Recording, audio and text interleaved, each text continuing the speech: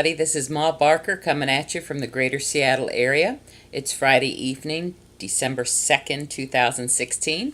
I thought I'd check in tonight and just give an update about 3 weeks post-op and my diet, how I'm eating now. First off, let me just say this past Tuesday was a 3-week mark. My VSG surgery was Tuesday, November 8th. 2016. I weighed in at 301, and on Tuesday, November 29th, 3 weeks later, 2016, I was down to 285. So that's a loss of 16 pounds. So I'm averaging about 5 1/3 pounds a week. And at first I wasn't real thrilled with that because I've seen other people on YouTube, they lost 21 pounds the first 2 weeks at their first weigh-in, or they had this phenomenal weight loss. But at 5 1/3 pounds a week, I'm feeling pretty good about that, because if I can maintain that average, by the time I reach my birthday next June, I will have lost over 100 pounds. And so that's very exciting to me. So I decided to be excited about losing 5 1/3 pounds a week instead of being disheartened for not losing more. So I've decided the scale is not my friend, because sometimes, every time I get on the scale, the number that I see has a huge influence on my attitude for the rest of the day and how I feel about my success. So I'm going to try not to weigh as much anymore. I will say that the inches that I'm losing, although I don't measure myself, but I can tell by the way my clothes are fitting, the inches I'm losing are phenomenal. I'm wearing shirts now that I haven't worn in over a year, and I couldn't wear them because they were just so tight and they were unsightly. But now I'm wearing them to work every day, and I feel good in them. They fit nicely, and they're loose where they're supposed to be loose, and they're fitted but loose, and they feel very comfortable, and they look nice. So I'm real pleased with that. And I'm down a size in underthings, so that's encouraging as well. So I'm losing more inches than I am compared to weight, and I'm good with that. So I'm post-op 3 weeks now, and I wanted to share with you what I'm eating. A lot of times they told us, the nutritionist said, the advice was to use smaller utensils. So I went to my silverware drawer, and I had bought a set of silverware a long time ago, and there were 2 items in that set of silverware that I never used. And when I went back and looked at them, they've been sitting in my drawer for over a year, a couple years. I said, wow, this would be perfect for what my nutritionist recommends. So I wanted to share that with you. The first utensil is a spoon, of course, spoon and a fork. That's what I needed. And I didn't want to go out and buy a baby fork and a baby spoon. So what I found in my silverware drawer were teaspoons, the actual teaspoons that you use for tea, not a teaspoon measurement. So here's the spoon I use to eat with. It's just, a long-handled teaspoon. And the reason why they're long-handled is so you can stir all the sugar in your iced tea. I'm from the South, where we drink a little tea with our sugar, but I don't drink sugar in my tea. I've always drunk unsweetened tea. But this spoon is the perfect size. It's about the size of a baby spoon, but it's a teaspoon. And I'm real good with using this. It's just the right size. The other thing I found to use as a fork, I was using the big forks, but it's really better to use a smaller fork so you take smaller bites automatically. And I found, I think they're shrimp forks, maybe lobster forks. I don't eat seafood, so I'm not sure, but it's an hors d'oeuvre fork. See, it's very small. And so this is the fork I use as my small fork utensil. And it works just fine because I can't take too big of bites with this fork. So this works really well. Now, I'm supposed to be technically on soft foods, but I kind of skipped that part. And I'm eating anything that I want. And so far, I can eat anything. I just have to be careful to make sure to remember to take small bites and to remember to chew very, very well. The fact is, I'm supposed to be on soft foods, but after I saw the nutritionist and when I looked at the foods that I could eat, it said you could eat vegetables as long as they were very, very well cooked, either boiled or steamed, so they were very, very mushy soft. And so I've been making a lot of chicken stew and beef stew, and they're made exactly the same way, except one's got chicken in it, one's got steak in it. I just throw the raw piece of meat in my slow cooker, in my crock pot, and I add a bunch of baby carrots and celery. I've been craving carrots for some reason, so I just throw in a bunch of carrots and I cut up a bunch of celery. I fill it up with water and put some bouillon cubes, in either chicken or beef bouillon cubes, and I let it cook in the slow cooker I let it cook on high for about 2 hours, and then I let it cook overnight on low, so 8 hours. And when I get up in the morning, all the vegetables are very soft. Sometimes I cut up an onion and put it in there. It depends if I'm going to work or not, because I really like onions.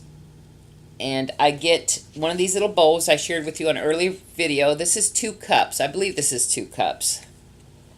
I'm pretty sure. 16 ounces, I think. But anyway, I will fill this cup up with whatever stew I've made the night before, and it's ready in the morning. And I like this. This is the Rubbermaid container I showed you on a previous video. And it's got the screw top on it, so I throw it in my purse and take it with me, so I don't worry about it coming undone. And it's got a screw top. And so this actually isn't a stew I made. Yesterday the clinic had a potluck lunch, and this is actually Thai food, and it's beef cashew something. But in it it's got beef and carrots and cashew and celery. It's kind of like my stew, except it's made with some kind of Thai sauce. So I don't know if you can see. This was full this morning when I left. And I'll just show it this way. It was full up to here, up to the rim, so this much is gone. And that's what I've eaten all day today. So you can see that you really can't. There's a lot left in here. So I find it tickles me to think that this is what here, there it goes. There you can see. From about this rim down to here is what I've eaten all day today. That was kind of a mid-morning snack, my lunch, my afternoon snack, and my dinner. That's how much I've eaten.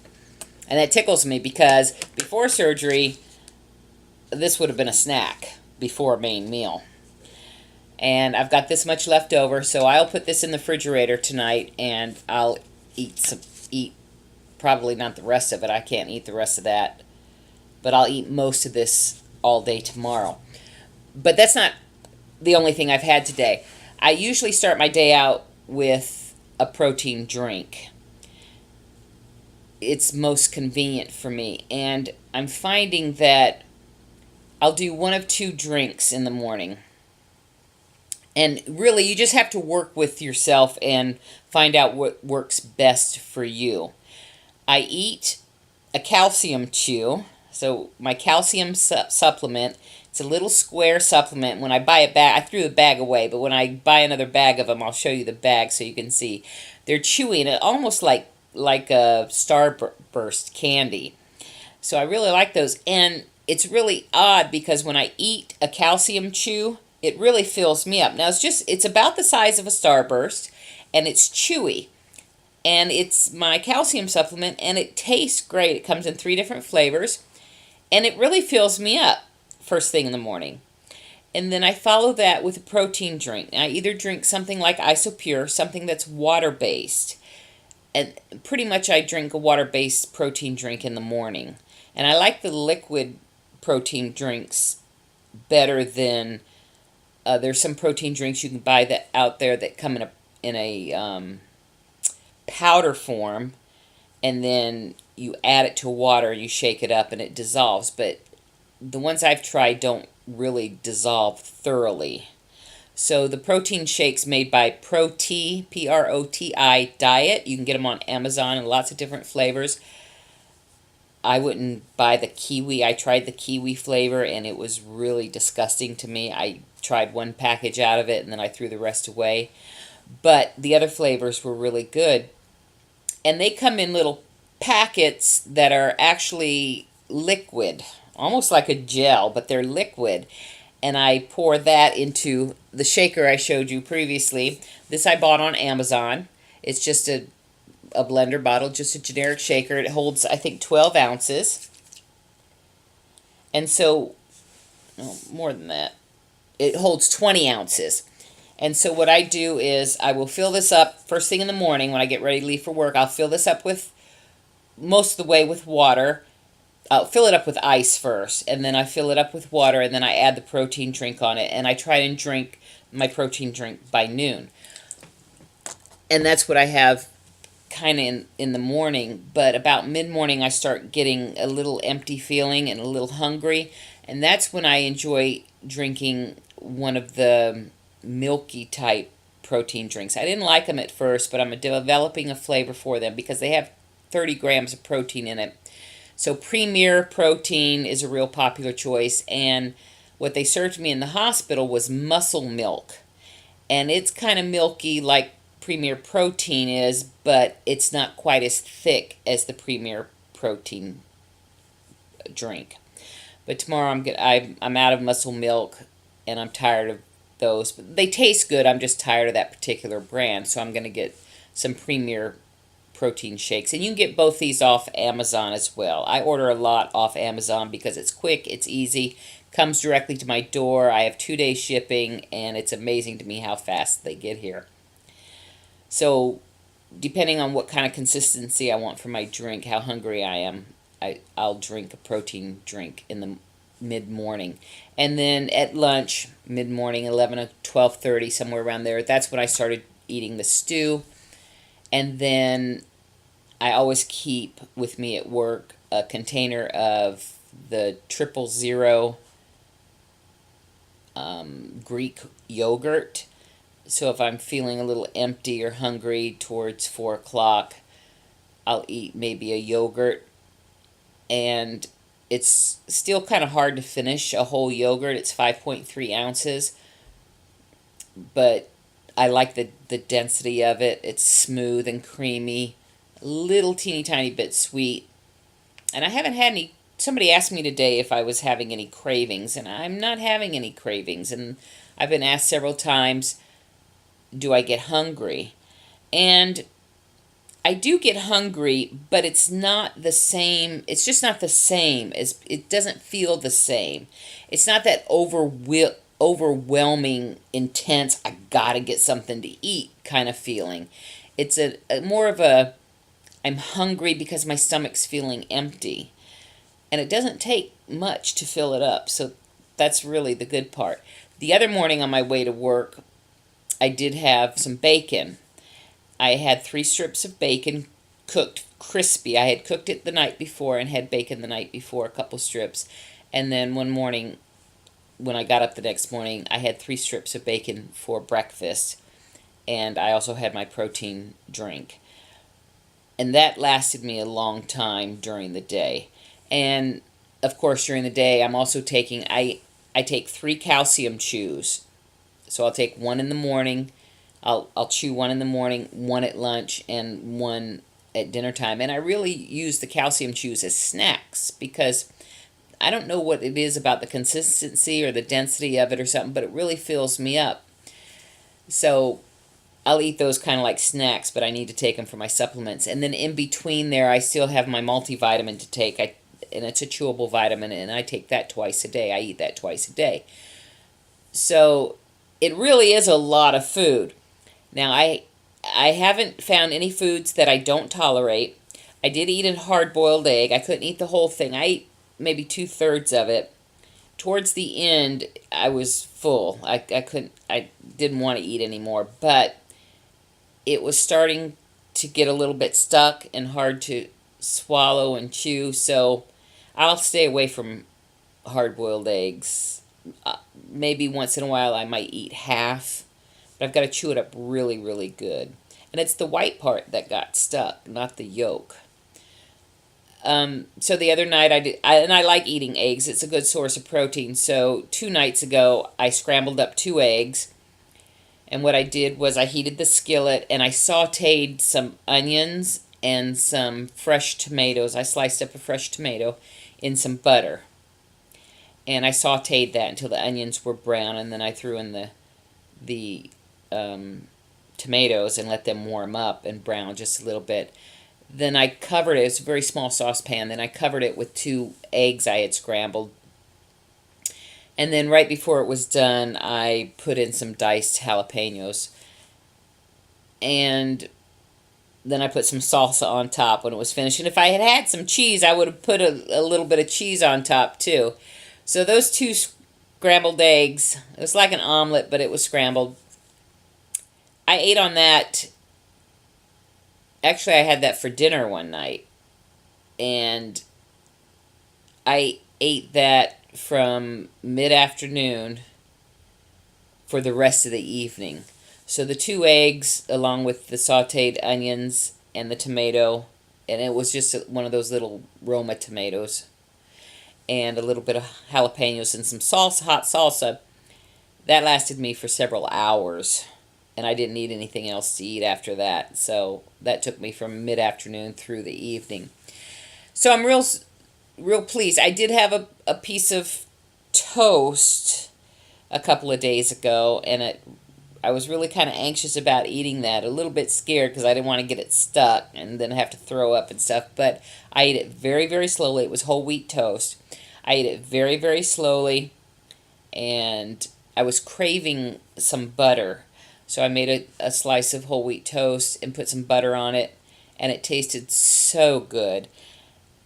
I would say that it's better if I avoid eating the crust. So next time I eat toast, I'll leave off the crust because it's just a little bit too thick. But the inner part of the piece of bread, the toast, was still soft enough, especially with the butter on it, made it soft enough that I was able to tolerate it. And I really, boy, that tasted so good because I haven't had bread for a really long time. So that's the post-op diet, and maybe that's why I'm not losing as much weight as I've heard a lot of testimonies on YouTube and saying I lost 20 pounds the first 2 weeks, or I lost, so many pounds. And it just seems like everybody was losing more than I have lost. But I'm really satisfied because I'm eating all the foods that I enjoy, but I'm just eating them in very, very small portions. The one thing I'm not eating a lot of yet are fruits, because fruits are very high in sugar, natural sugar, but still sugar, and they're carbohydrates. And I'm still keeping away from carbohydrates. I will have a little bit of dessert if I want. We had some cake yesterday at work. Actually, yeah, yesterday at work, and it was just a plain vanilla cake. There was no icing on it. It was a bundt cake. It had some kind of icing dribbled on it, but it wasn't like a birthday cake with real thick frosting on it. And I took like an 1/8 of an inch sliver of a bundt cake, and I took about 2 bites about this big. I just picked off the little corner and ate it. And I had about 2 small bites of that, and I was satisfied. And I'm really happy with the results because this is exactly what I wanted. I wanted to be able to eat what I enjoyed eating, but not gorge myself. And now I can't. I'm not able to do that. So I'm very satisfied with my journey so far, where I'm at, the weight I've lost, and I've been working out at the gym. So for all of you who are thinking about going into it, good luck to you. It was a great decision on my part. I'm enjoying eating. So far, there's nothing I don't tolerate, and it's the best decision I've made in a very, very long time. So, until we chat again, this is Ma Barker saying, I hope you all have a great weekend. We've got snow predicted for next week, and I sure hope it comes down in buckets. I'm from the East Coast, and I miss having icy, cold, snowy, wintry days.